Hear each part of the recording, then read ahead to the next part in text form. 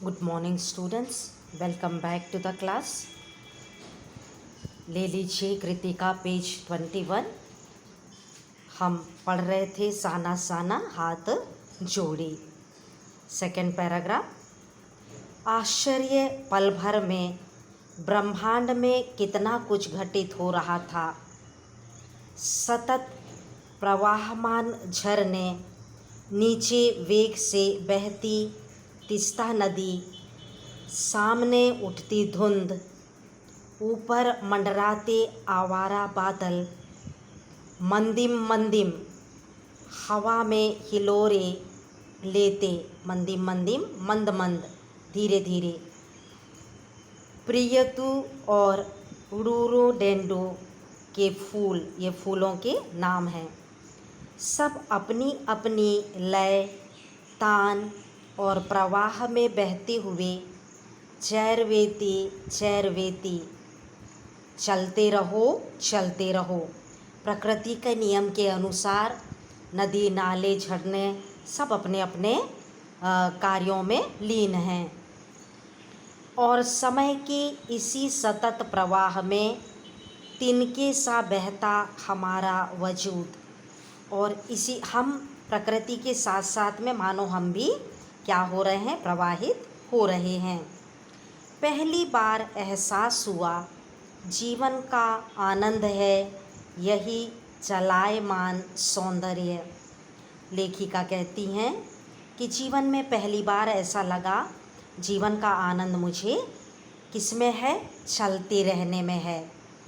संपूर्णता के उन क्षणों में मन इस बिखरे सौंदर्य से इस कदर एकात्म हो रहा था, और संपूर्णता के क्षणों में जो सौंदर्य बिखरा हुआ है, क्या हो रहा है, एकात्म, आत्मा के साथ मिल जा रहा है कि भीतर बाहर की रेखा मिट गई थी।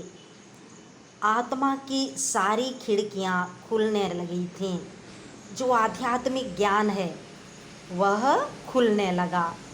मैं सचमुच ईश्वर के निकट थी।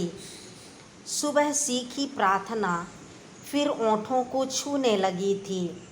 साना साना हाथ जोड़ी कि सभी वह अंतेंद्रिय संसार खंड खंड हो गया, और यह अद्भुत क्या हो गया, खंड खंड में बट गया। वह महाभाव सूखी टहनी सा टूट गया, और जो महान भावनाएं थीं सूखी टहनी के समान क्या हो गई, टूट गई।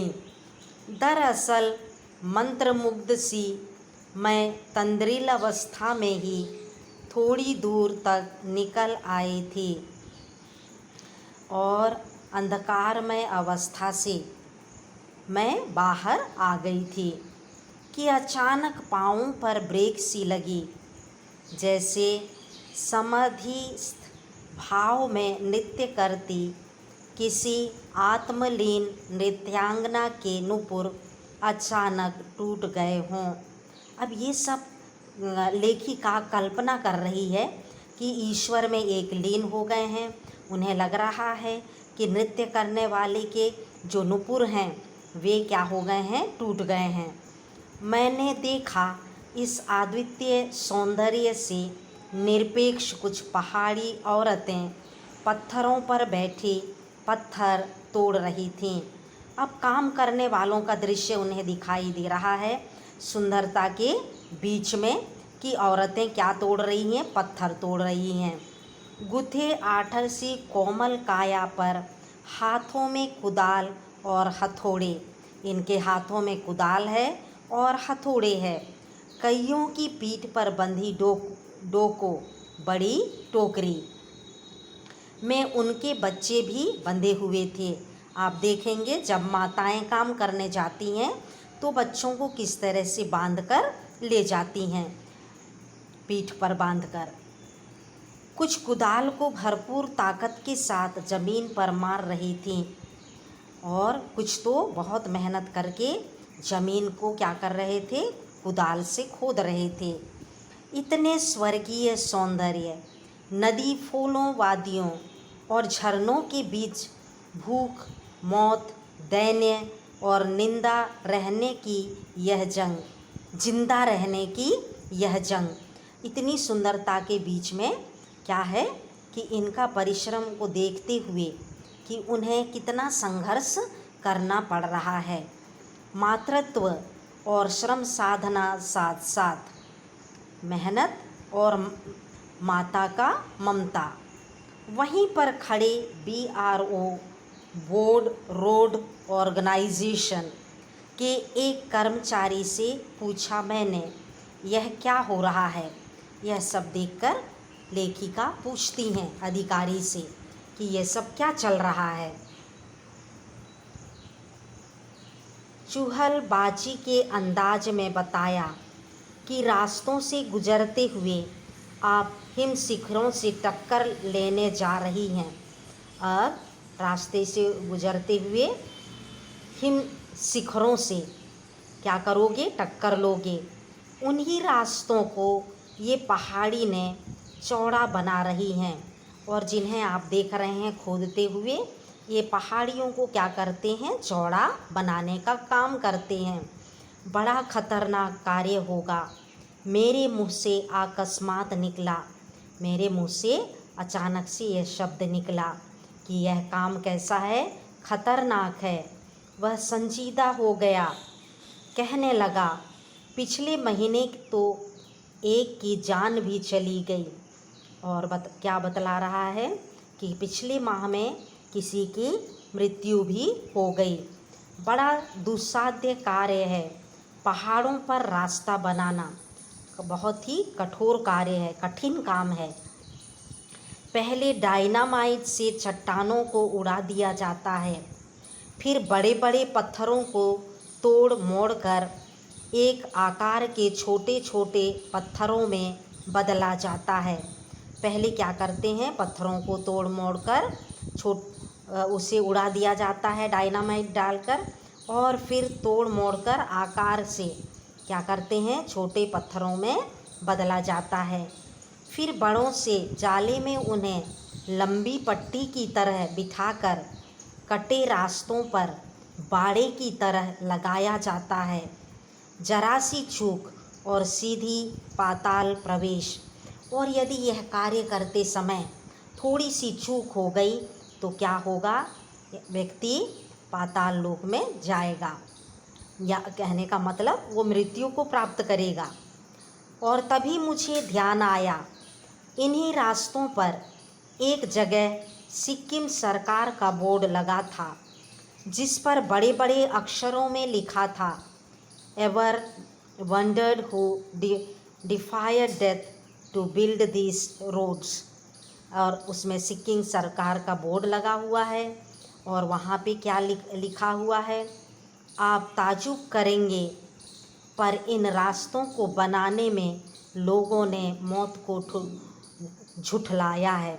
कहने का मतलब अपने परिश्रम से उन्होंने रोड को बनाया है और मौत से संघर्ष किया है। एकाएक मेरा मानसिक चैनल बदला, मन पीछे घूम गया। इसी प्रकार एक पलामू और गुमला के जंगलों में देखा था।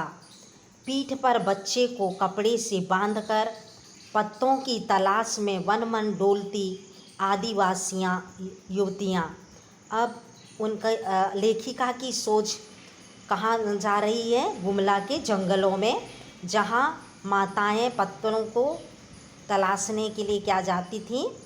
वन वन में जाती थीं और क्या करते थे? पीठ पर बच्चों को कैसे बांधते थे? कपड़ों से बांधते थे।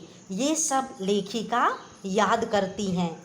उन आदिवासी युवतियों के फूले हुए पांव और